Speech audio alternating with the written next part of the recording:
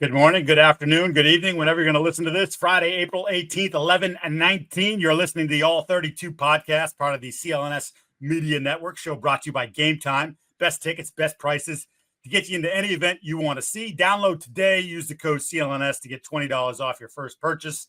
What time is it? It is game time. I am Mike Giardi. He is Will Parkinson.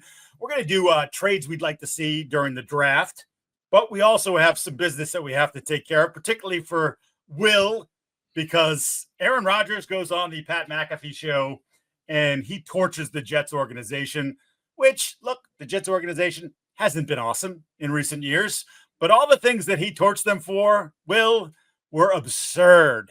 In particular, his treatment of the new head coach of the Jets, Aaron Glenn. The floor is yours, sir. Yeah, so I'll do a much more tame version of what I said yesterday on my own show. You can let it fly. Come on.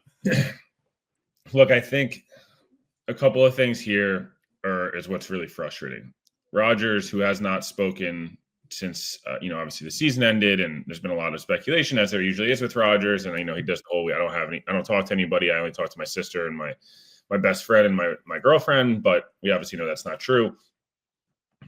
He's a big control the narrative guy, and that's totally fair. And a lot of guys Brady did this a lot, and Peyton and these guys, they've been famous for such a long time, and friendships come and go, teammates come and go, and cities and different things. And you're wealthy beyond belief. You're bigger than anybody in the world, and in football at least. And you kind of have a smaller circle, right? And that's who you keep in touch with, and whatever. I say all that to say we haven't really known what Rodgers really wants. It kind of was pretty clear, at least to me, Mike, and I think we both share the sentiment. Clearly wanted the Vikings, yes, as the next team, because he thought that's the best chance to go win, and the receivers and coaching staff, and worked out with O'Connell forever when he was a player. The Vikings, obviously, at least for now, seem to be not necessarily in that market. We'll see, obviously, as time moves on. The Steelers feel like a decent second stop, but again, I don't love all of the fit there. I think some of it makes sense, some of it doesn't, and we can debate that till the cows come home. I thought we were getting yesterday, hey, Rodgers hasn't talked in a while. Is he playing football this year? Is he playing for the Steelers? I thought maybe he does the big announcement right before the draft. There was the leak that Shedeur totally bombed his Steelers interview. I was like, interesting timing. Everything's kind of lining up for this to happen. And instead, he went on a 45-minute tirade about the Jets, COVID, and vaccines. And the latter half I don't care about, because we've been over this. It's 2025. I think everyone generally as a society has kind of moved on into, I'd like to know what your football opinion is. It was a different time, a different place where there was no sports on, and maybe you want to hear your favorite athlete or celebrity talk about that stuff. Right now, I want to hear, are you playing football this year? Because it affects our jobs, and I think it affects the draft in 6 days.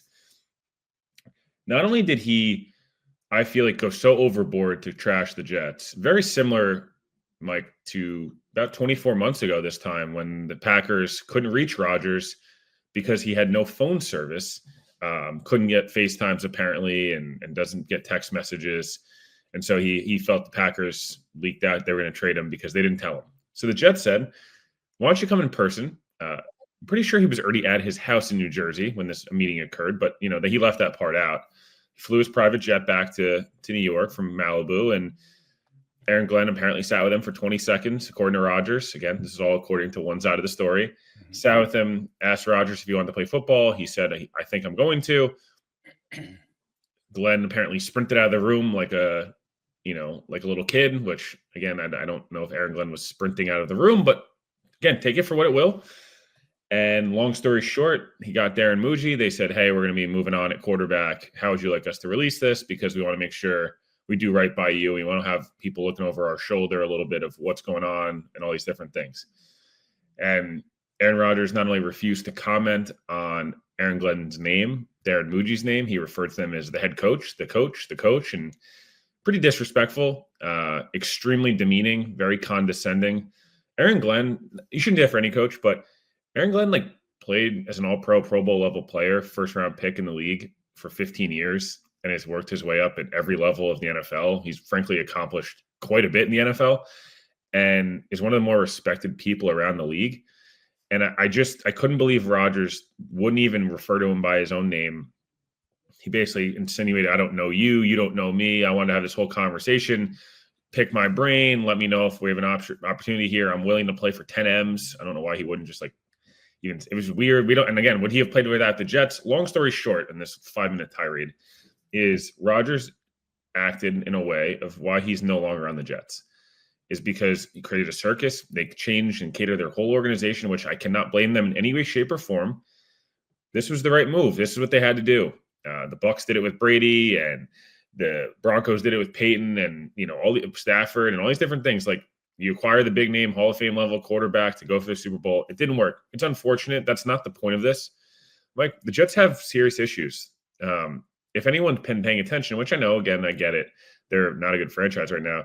They basically tried to buy out every single employee in the organization 3 weeks ago. And like, you want to talk about changing over what's been going on in your building. Higher ups are gone, new performance staff, new nutrition staff, new coaching staff, new front office. Like, it's a brand new building. Now, Woody Johnson for now is acting, well in the sandbox. We'll see if they lose 5 of their first 6 games, how that goes.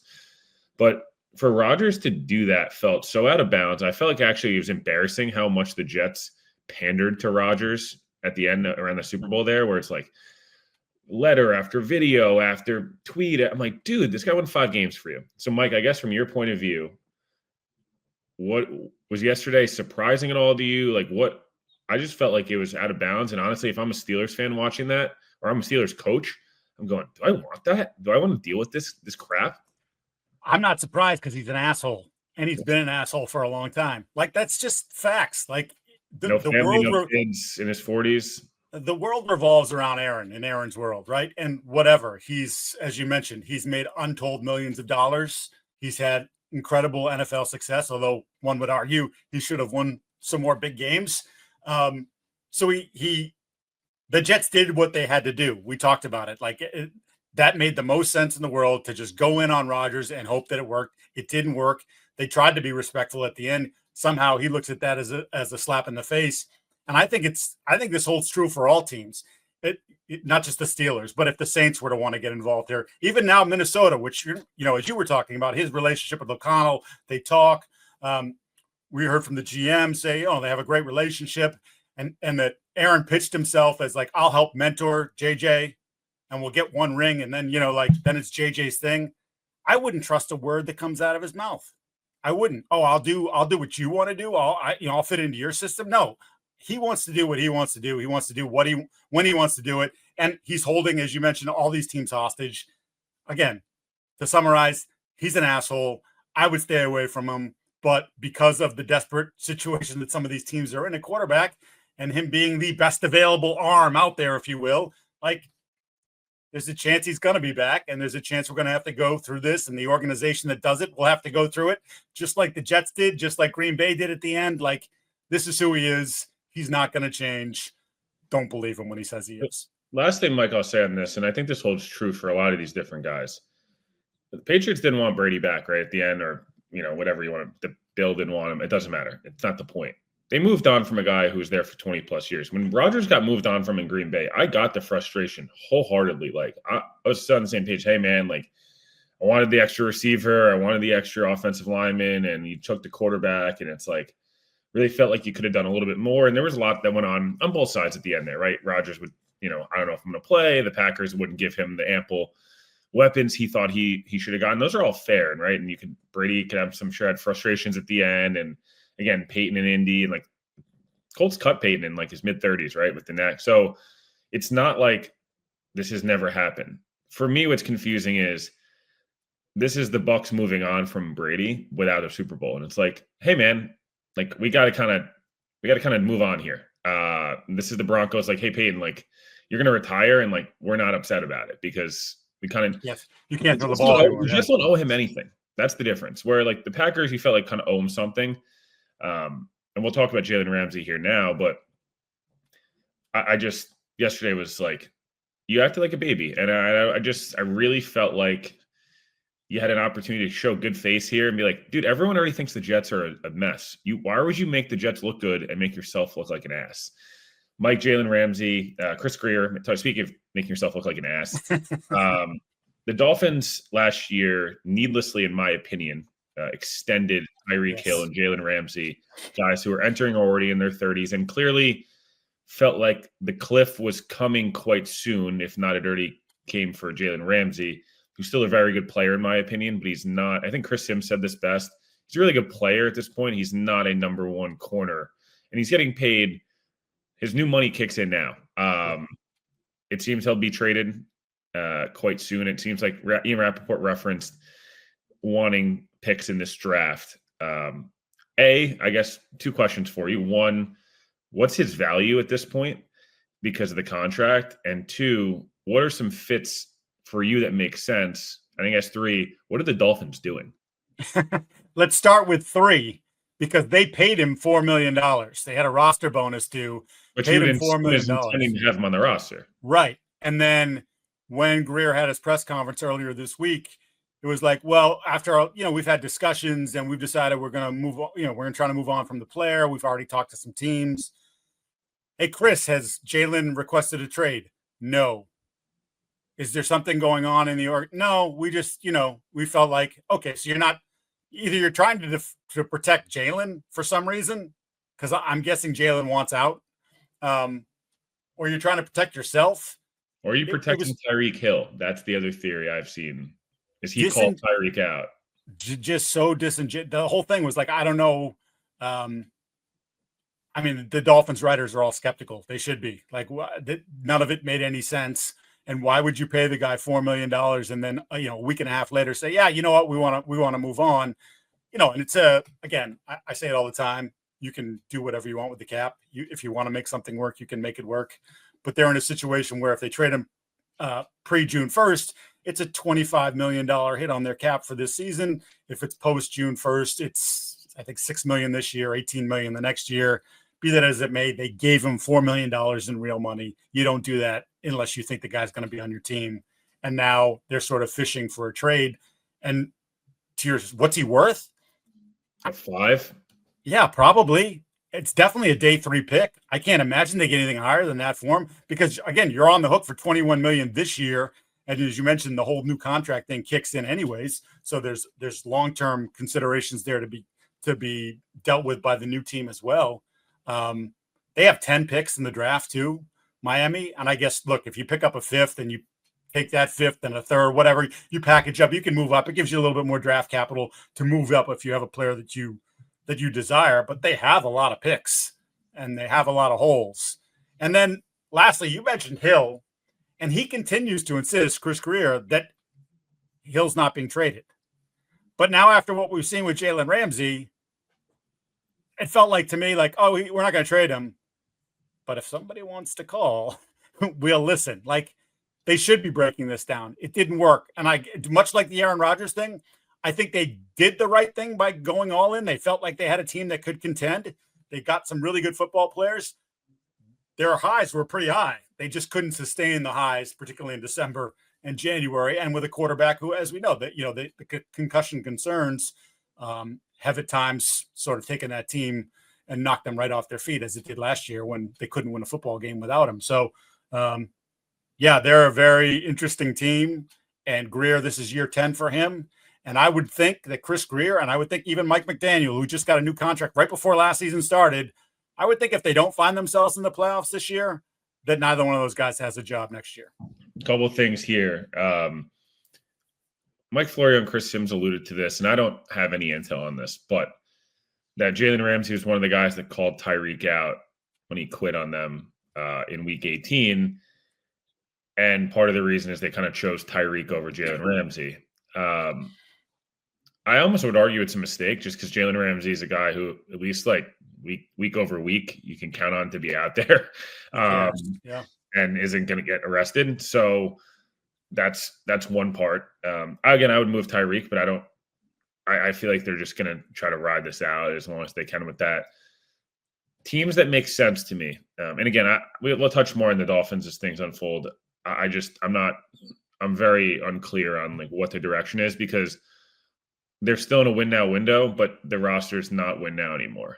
And I don't know if the coach and the GM are the right fit, and those guys need to win. So a little bit similar to the Giants, where it's like, you should be rebuilding, but you're not, because you kept the regime that you should have gotten rid of. I'd felt that way in Jacksonville before they had moved on. And there's just, sometimes it's a clean break. Like, The Jets were in that spot last year. Should they have moved on and just said, let's start fresh with the same timeline for everybody? Yeah, and they didn't. And those guys all got fired in 6 weeks. Mike, the 3 teams that come to mind, one being in your backyard, I wonder if with the Patriots cap space, and they said, hey, Jalen, would you play safety for us? I don't know if they'd trade in the division. It's probably the long shot of the names I'm going to give. But I just thought about this. Like, there's a ton of money invested in the defensive backfield at the moment. Or not really. I guess it's more just Carlton Davis. But could you get him and Jabril Peppers to be your safeties? And, like, you can do a lot of different things. You can mix and match. And Mike Vrabel can be like, hey, 1 year, like, we have the money to do it. Just an interesting name. Again, I don't know if Miami would do it, but if the Patriots are like, hey, a 5th-round pick and we can have Jalen Ramsey, Carlton Davis, Christian Gonzalez, and Jabril Peppers, like, our defense is starting to look like really damn good on paper. The other 2, the Raiders, they need like 17 corners, let alone 2. Could they draft a guy at 6? I mean, it looks like they'll go tackle, but could they draft a guy at 6 and trade for Jalen Ramsey and be like, interesting. Now at least that'd be intriguing. The last one, I do wonder, the San Francisco, I don't know how the money would work, but do they get involved there? Again, it's it's Robert Saleh, like, knows Ramsey, and they need corners, and, obviously with Ward leaving, do they try to take the shot on the Richard Sherman? Like, we have 2 years left with you. Let's just get the best out of you, play a lot of off coverage. You don't got to play bump and run. I don't know. Do any of those 3 stand out to you? I can't think of other names, to be honest. Yeah, I did briefly consider the Patriots thing, and obviously I think it would have to be it would absolutely have to be as a safety. And I'm not sure that Jalen Ramsey at this point in his career is willing to say, yeah, I'm a safety, because once you go there, you're probably not. Both the Woodsons and stuff, like, those guys' careers lasted a lot longer than they probably could have. There's no question that if he wants to play until he's 36, 37, he could probably do it and do it at a high level at safety. I just wonder if he's ready to do that now. The Raiders absolutely make sense to me. It's a star power thing. You start to look at some of the pieces they've accumulated on defense. Wilkins coming back, Max Crosby.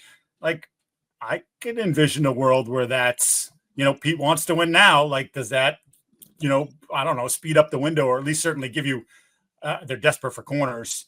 And he would be an upgrade over pretty much everything they have, even though, as we both agree, he's not the same player that he was, but he's still a damn good player. I also wondered about Arizona.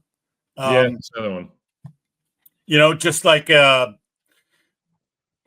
feels like they're kind of, there's a chance, if Kyler takes that next step, like there's a chance that team is pretty frisky and pretty dangerous in the NFC East. So that was a team that I would consider. But I think it's fifth rounder at best. It could be a conditional pick too. I wonder if, but then again, the way Ian Rappaport phrased it, and I'm sure that's not coming from anybody but the Dolphins, is they want to pick or picks in this draft.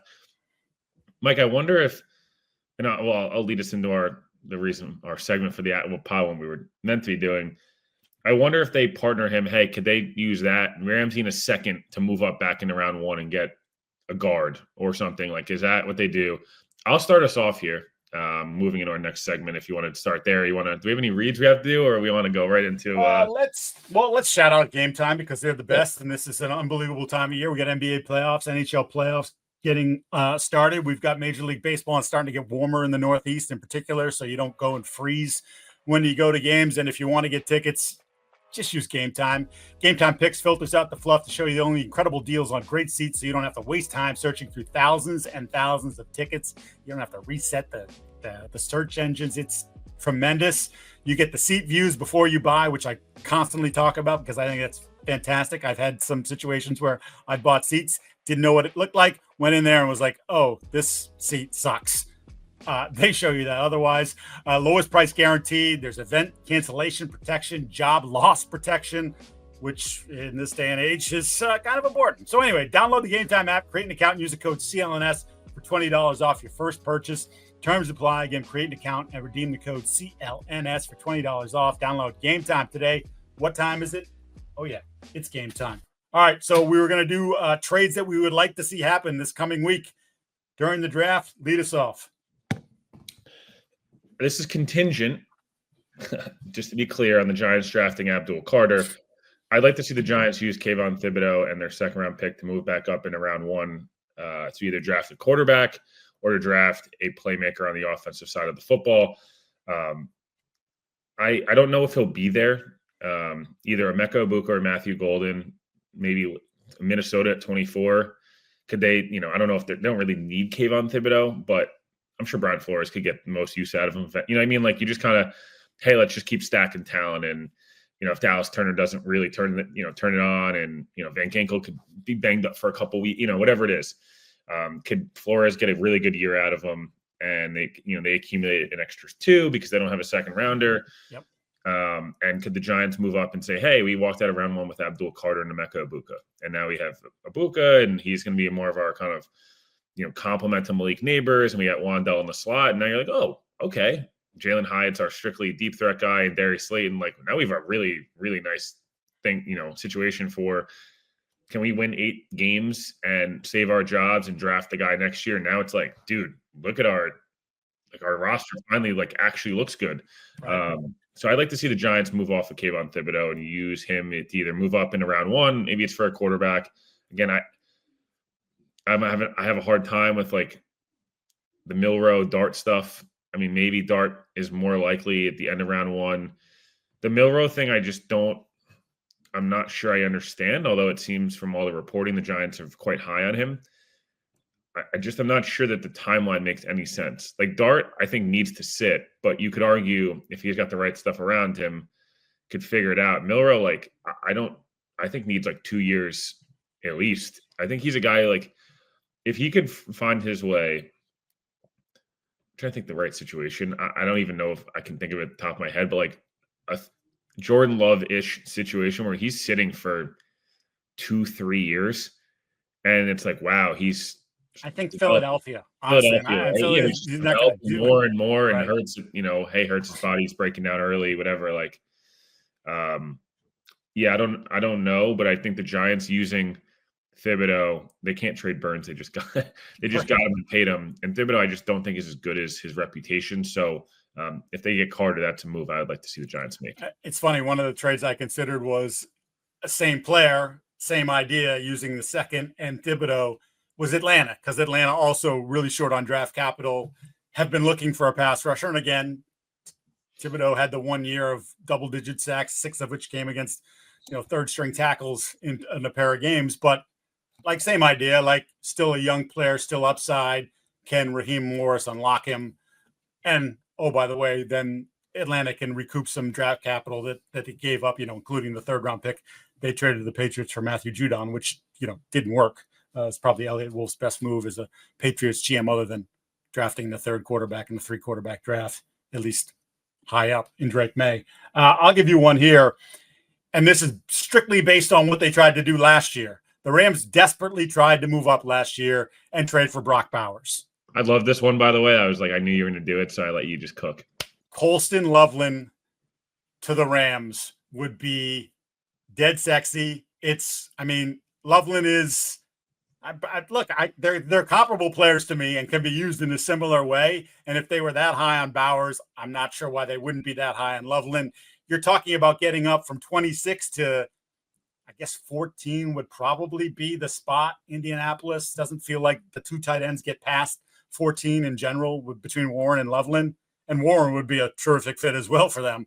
But to me, that would be so much fun. All of a sudden you have Devontae, Puka, and now you plunk Loveland into that. Then you have the little gadget guy that they're paying $10 million a year for, and Tutu Atwell. Obviously, you and I are both big Kyron Williams fans. We just hope he can hang on to the football a little bit more. That's a pretty high-powered offense. And if the defense can, which was really good last year and really young, if those guys take another step forward, that's a team that when we're doing our season preview, I could be sitting here saying, I think they're a Super Bowl team. You thought that they were close to it this year. That would be a massive move for them, and he would be an awesome piece for Sean McVay to use. I would just love to see that sort of combination because McVay hasn't had that guy. They've tried, and they've actually made some noise with some lesser players at that position at tight end. This guy is legit, and I think he's one of the 10 best players in the draft. So to me, that would be an awesome fit. Yeah, Yeah, I don't disagree in any way. I'm gonna give you one, or I'll do two. I'll do two more in total, but I'll give you one here. Dallas Goedert, I think the Eagles being able to move Dallas Goedert. I asked some people, what's the deal with Goedert? Like, why is Howie looking to move a guy who's really productive and 30 years old and not extremely expensive? Last year's deal, I get it. He's 30. They can only pay so many guys. Right. But like, he's a homegrown guy. Like, I don't know. I kind of feel like the third contract makes sense there. I think the body's probably a little more beat up than you like to believe. It's the injuries thing. Hey, we can't really pay you top dollar, so maybe it's best you look elsewhere. I just actually mentioned this team. I don't know why. I'm just going to use the Giants multiple times. I feel like if you're the Giants, I know it's in your division and it's a little bit, there's always a little hazy there. Mm-hmm. But don't you just say, hey, here, take our 5th round pick and we have the money to do it and F it. Like, we got to win this year and we're going to give Jameis and Russ every single chance, or Shador or Jackson Dart, whatever, every chance to be successful. We just don't, we need it. I don't hate their tight end room, but I certainly don't love it. And in change, I'd like to see the Eagles take Mason Taylor at 32. I think it's a seamless fit. I think it just makes so much sense. You could argue Arroyo or, Ferguson, but I think that's a little high for them. Mm-hmm. Everyone, Mike, and I'm going to take a victory lap, I guess, a week early. We sat at the Senior Bowl and everyone's like, oh, Mason, you see all the mock drafts. Mason Taylor, round 3 or 4. I'm like, Mike, he's going to the top 40. And you were like, I know, I agree. And now everyone's like, ooh, is he going to even be there at pick 42 or pick 38? I don't know. I doubt it. He would be such a good fit in Philly. He does everything really well. He's got the NFL lineage, and that's such a seamless, like, he slides in, he could start day one, and Goedert and the Giants, at least to me, for a cheap deal. I think Goedert, Neighbors, Slayton, again, maybe if you do what I mentioned, and you can we're like, ooh, now we're kind of built to be kind of good. And maybe we're a sneaky, like, Dable has a good year, and I don't know, now it's like, hey, can Russ give you 80% of what he started last year with? Be somewhere in the middle, not the bad Russ, but like, doesn't have to be great, but just solid, average, be the 16th best quarterback. Probably could make a sneaky run at a wild card and save your jobs. And that's kind of where I land there. As you're talking about that, I thought you were going to say, what about the Jets? Tight end room has changed. The quarterback is, again, I know that Aaron Glenn has talked about, we're going to let him play quarterback. We saw him do that at Ohio State, and he's gotten some opportunity to do it, but everything has sort of been built more around his running ability and his throwing ability. What about having someone like Goedert, who's a terrific blocker, but also a terrific receiver? Like, I don't know, for a year or two, would that be the worst thing in the world for the Jets? No. So the only reason I didn't bring up the Jets, and I know that would be the obvious one. The only reason I didn't do it is I'm pretty confident they're going to take Warren. If they don't take Warren, get on the phone. Like, get on the damn phone. And Howie can't fleece his former protege anymore. So, getting a 3rd round pick for Hassan Reddick. But that's a great one too with Goedert, where it's like, hey, you miss out on Warren, Loveland, and Taylor. Ferguson goes a little higher than you'd like in the back half of round 2. Arroyo, you're a little, you're like, hey, 1 year, the knee, we're not sure. We'll take a guy on day 3 and we'll draft Goedert and we'll run out those 3, Ruckert and, Stone Smart, and the room will be much better. I'd only be interested though in Goedert if you can get him on like a 2-year deal. I am a bit worried that he's a guy you extend and is instantly hurt. The other name, he missed 8 games last year. The other name we're not going to likely mention unless you rogue and go Mark Andrews. I wouldn't touch Mark Andrews with a 10-foot pole. And it's not, he's had a great career. He's been a really good player. He's an outlier of a guy who's not hyper athletic and like been really productive. There's been a lot of buzz. Ooh, what teams are going to be interested in Mark Andrews? Because you hear the name. He's only 27, Mike, which is crazy. The 2 years back-to-back, the car crash and the ankle surgery, the band surgery. And I don't care about the drop in the playoff, whatever. Just in the eye test last year was like, oh man, same with Cooper Kupp, where it's like, dude, he's again a featured guy forever, and the guys that know him best have no interest in throwing him the football.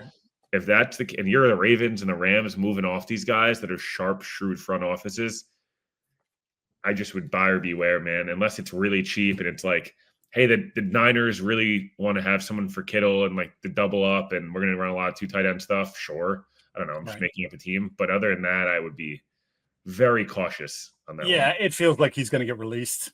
Like, because I don't think feels like can you get anything before we cut you. Yeah, I just feel like they've been sort of fishing for a while now. Like, does anybody want to take this? And I think he's a 16 million against the cap or 17 million against the cap, although it's only 7 million in actual salary. But like, yeah, it just feels like they're desperate for someone to take him, and at this point, no one has jumped on it.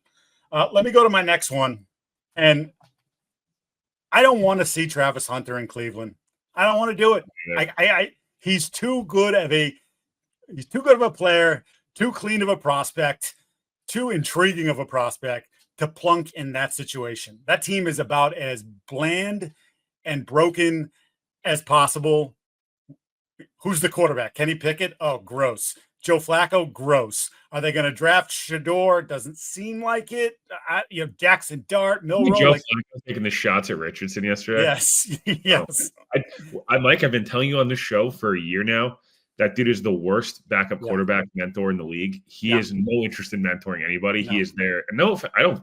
Yeah, by the way, he wants to play. Live once. This dude wants to ball and make money. I get it, man.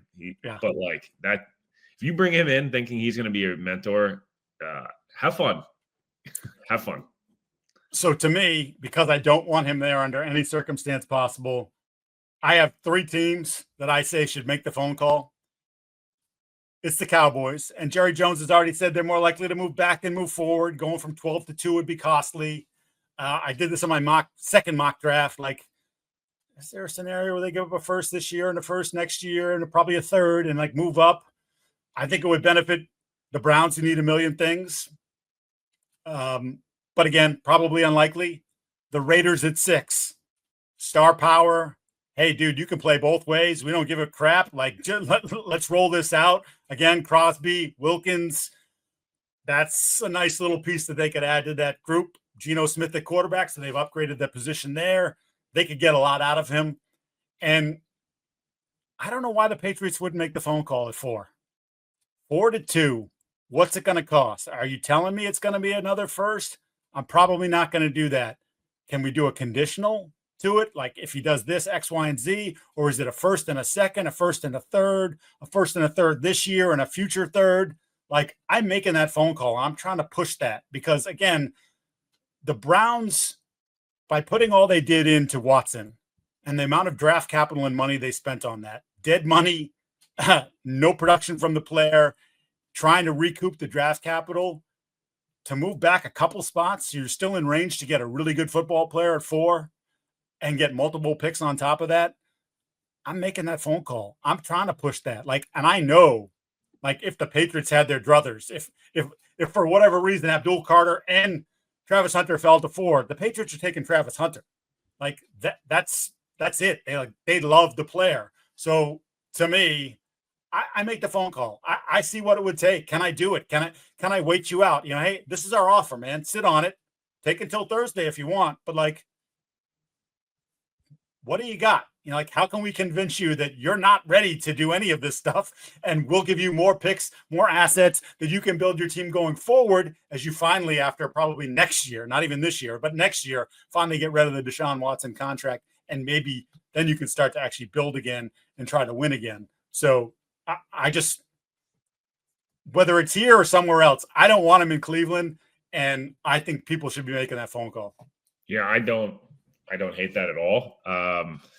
I think the discourse around Travis Hunter has been quite interesting this week. Is a lot of, hey, is he really that good? At both sides of the ball. Is he just a receiver, just a corner? I mean, Andrew Berry damn near wrote in Sharpie. He was the pick yesterday. He's like, oh, he's Shohei Ohtani. He did the whole song and dance. But yeah, I think it'd be a good move. Did you think, by the way, Hunter made the comment, and it got a lot of play this week about like, if they tell him he has to pick a position, he said, I just retire. Now that's hilarious because there's obviously he's not going to retire. There's yourself there's short-term wealth, and then if he's as good as we think he can be, there's generational wealth that would come with a second contract. But I did wonder when he said that, because Cleveland was one of the first teams that said, well, we think he's a wide receiver. And I know that Andrew kind of went back on his statements yesterday, but like, was he sending a message like, I don't know, like if you really think you're going to force me into one position, I'm going to be a dick about it. And, Eli Manning didn't want to go to the Chargers. Like they were kind of dickish about it and he got his way. He ended up in New York. Like, I don't know. It's not as if it hasn't been done before. And we know that Dion will work behind the scenes and has clout. Like there's whatever. He's got clout. So I just wondered. I wondered if that was a message to, in particular, Cleveland. Like, I don't really want to go there, but you sure as hell better not tell me that I can only do one thing, because then we're gonna have a problem. Yeah, I think then you saw Andrew Berry yesterday be like, yeah, he's Ohtani, he plays both ways, right. all that stuff. My last one's kind of a weird one, but I like to see the Chiefs trade up for Josh Simmons. They need a left tackle, in my opinion, like long-term left tackle. Josh Simmons, I think we both agree, is the best tackle in the draft. I think that they have not been aggressive in quite some time in the draft, in my opinion. They have not gotten not saying Mahomes aggressive. They have not gotten aggressive. They've actually been a trade back team and accumulated assets. They've had a good hit rate, obviously, over the years, especially on defense. You better keep Mahomes upright at some point because, he's I'm not saying he's getting old in any way, shape, or form, but he's going to be 30 soon. And you got to be cautious of these guys as they get older. And if Simmons' knee is right, me and you both agree it's the best tackle in the draft, I would be really surprised if he's even close to there in even the 20s. I just think someone's going to say, no one's talked about him, Mike, which very different, but no one last year. Olu Fashion was the best tackle in the class. Yeah. And then after 6 weeks, everyone just stopped talking about him. Like he never was mentioned anywhere. It was like, oh, I guess we have to put Olu in the first round. And it was like the Jets didn't mention a single thing. And then they was like, he was their guy the whole time. Obviously they wanted him like Neighbors, but outside of Neighbors, that was their guy. So if you're the Chiefs, are you not sitting there going, can we be a little aggressive here and go take our shot? Because I don't know if you're even I don't even know if Connerly's going to be there at that point. Gray Zabel's probably gone. Banks is gone. Now you're into the Ursery territory where, sure, but is he a first rounder? I'm not sure. Are you taking Ozzy Trapello and trading back at 45? I mean, maybe. I don't. They feel like a team that they haven't taken a big swing in a while, and I'd like to see them go take a big swing for not a receiver, but let's fortify that offensive line again, because as I mentioned last year, the entire season, when they're good up front and they can beat you up a little bit on both sides of the football. Look, don't get me wrong. There's a Walter Nolan. You can sit there and draft Walter Nolan or Kenneth Grant or one of these guys and be a great pick. I'd fully endorse it. But I also feel like we're not going to ignore offensive line. We're just not going to do it. And signing the Niners backup left tackle isn't exactly making me feel warm and gushy inside. Yeah, and I know people look at that and say, well, he committed to 2 years, $30 million. I didn't even see what the guarantee was less than that. That's not. Is it a mistake if he doesn't end up as your left tackle? Yeah, but it's not like a punishing financial, oh, we're screwed for 3 years because we invested in Jalen Moore and it didn't work. I have heard with Simmons as high as 11 in San Francisco. I've heard 13 and Miami. So I think all the tackles that we've talked about, Connerly's not a second round tackle. He's going in the first round. I've heard Banks now, top 15. Those guys are all going. Ursery might be the one guy who is fringe first, second, still sort of on that line. But all the other guys that we talked about and wondered, well, these guys could be late first round picks, or maybe, a lot of people thought Connerly second round. Nope. Those guys are all going first, because I think people look at it and say, beyond these 5 or 6 guys at left tackle, there are no left tackles. So you better get them early or you're not going to get them at all. Yeah, I like it. I don't waste the window. And the window's always open when he's there. This is on a cheap deal right now. Yeah, but just be smart about it and take care of him.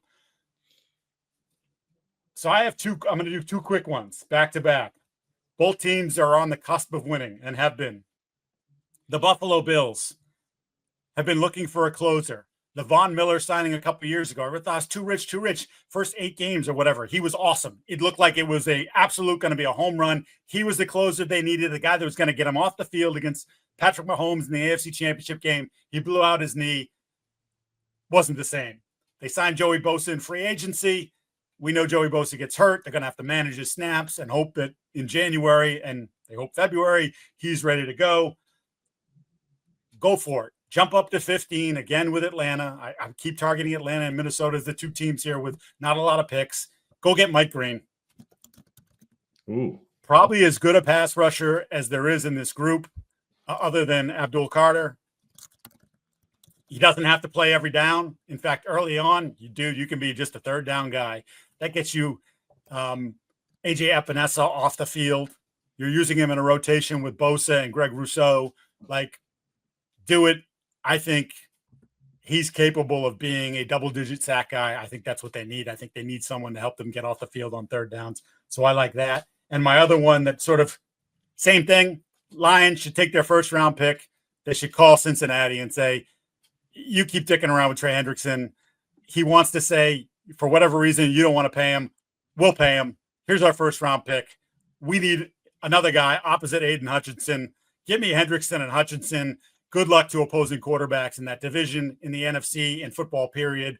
And yes, at 31, if you give him a second year, you probably regret the second year. But if the first year gets you a Super Bowl or gets you to the Super Bowl, you'll be okay with it. Do it. We talked about them as a Myles Garrett team before the Browns decided to pay him stupid money. Make that phone call. Try to make that happen. Yeah, the only other one I was going to obviously use, and I didn't, more to you, I was going to say, I'm going to die on the TJ Watt to the Commanders thing. I just, are the Steelers paying him or not? And I don't know. Again, I'm not saying you should or shouldn't. I'm just right. Kind of similar to Myles Garrett. It's make a decision now, because I just, wouldn't you rather get the picks now? If you're the Steelers and you say, hey, we're going to move on, and you know, we're going to take Dominic, or we're going to take Ezraku, and we're going to, I don't know, we're going to take somebody else. We're going to take a running, or take Marion Hampton and Ezraku in round 1, and we're going to free up a bunch of money, which we're going to go in the second free agency window and go bring in X, Y, and Z, whatever. I don't know. My point or we're going to use it in a future trade. It doesn't matter. But if you're going to pay TJ Watt, just do it. I don't get the kind of dilly-dallying a little bit with that. It just, to me, I don't know if that's the way to go about this. I just would like to see them, He's clearly not happy with the fact that the contract's not done. I believe he's on the books. And JJ was on last year, better pay him, because he's not going in. He's not just going to play on, an expiring deal. I think he's only on the books for $21 million, which, look, man, the market went up and he's still a really productive player. You got to at least kick that number into the 30s. Otherwise, you're going to have a situation there. And the injuries have added up with him. So if you're thinking ahead of it, you'd probably move him. But if I was the Browns, I would have moved Myles Garrett, and they did not. So we'll see about that. For those of you listening to the show, we ask you to subscribe to the podcast, like, and leave a review. And for those watching the show on CLNS, go ahead and hit the like button, subscribe to the Patriots Press Pass YouTube channel, where you can find our show and a lot of other great Patriot content. Also, please make sure to turn on your notifications so you know the instant a video drops. That is going to put a wrap on this edition of the All 32 pod. And next week, it's coming, finally. All this talk, all this hype. We'll have one more show pre-draft, and then let's see what happens. Let's see who wins the draft, who loses the draft. Me and Mike will fire up the simulator together, and we'll run through a mock. Who knows? You never know. One never knows. All right. Well, we appreciate you as always. Have a great weekend, and we will talk to you next week.